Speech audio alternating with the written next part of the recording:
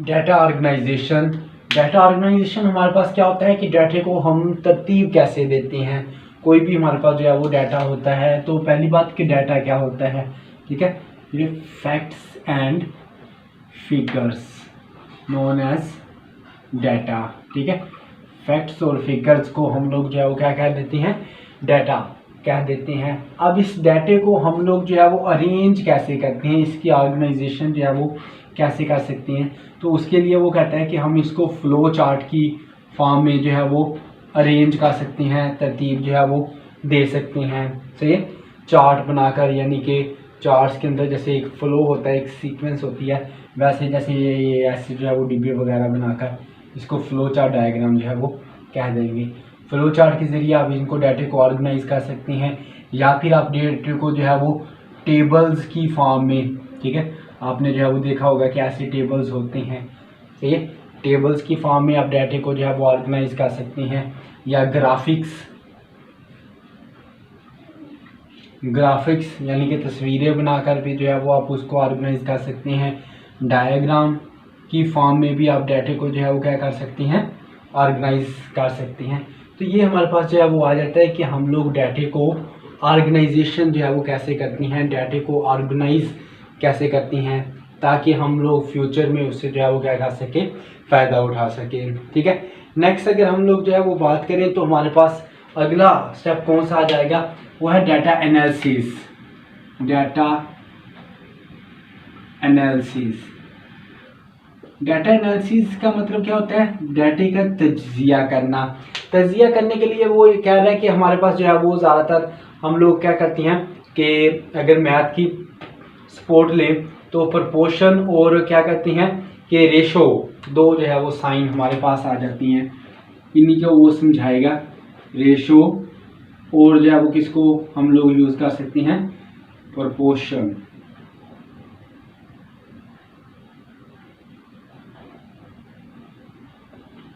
ठीक है। अब रेशो जो है वो क्या होती है, इसका साइन होता है ऐसे,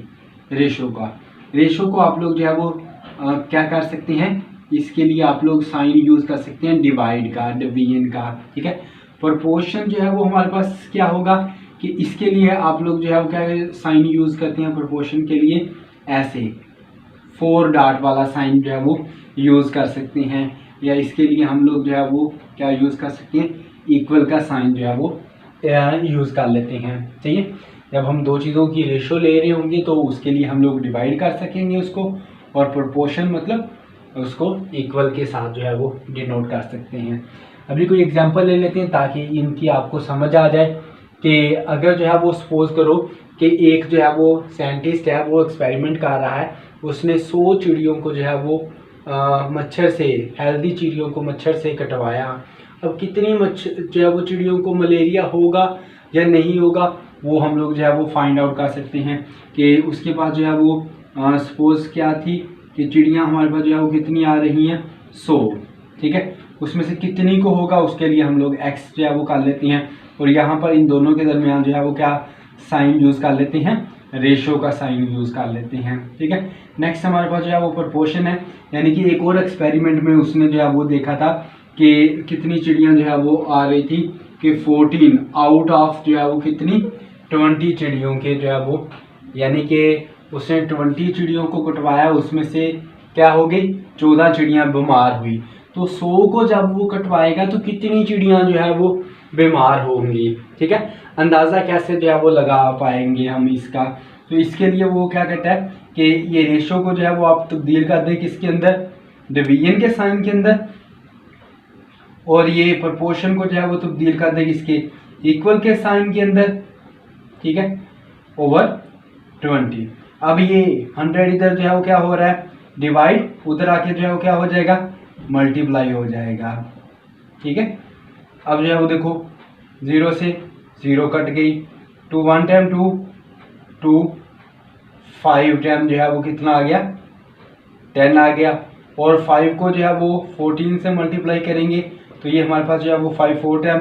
22 कैरी हो गया, 5 1 टाइम 5 और 1 ये 7,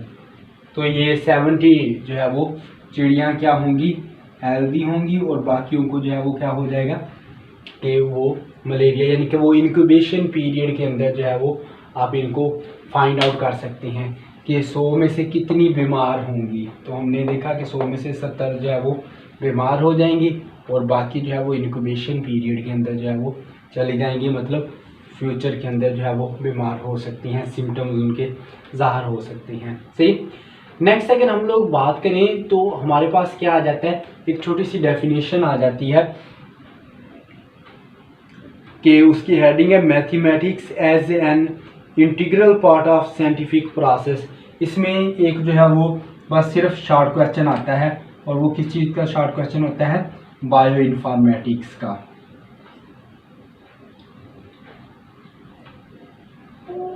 बायो इन्फॉर्मेटिक्स जो है वो क्या होता है,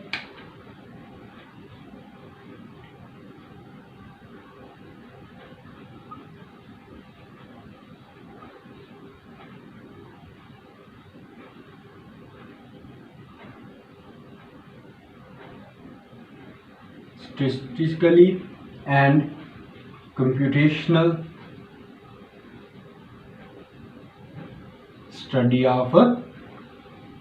data। ठीक है, डाटे का अगर आप लोग स्टैट के जो है वो मुताबिक या कंप्यूटेशनल जो है वो स्टडी करते हैं तो उसको हम लोग जो है वो क्या कह देते हैं, बायो इन्फॉर्मेटिक्स कह देते हैं। सिर्फ डेफिनेशन के लिए आप इसको याद कर लेंगे, वरना इसके से जो है वो प्रोटीन की स्ट्रक्चर भी जो है वो बनाई जाती है। ठीक है, इसके लिए फिर मुख्तलिफ जो है वो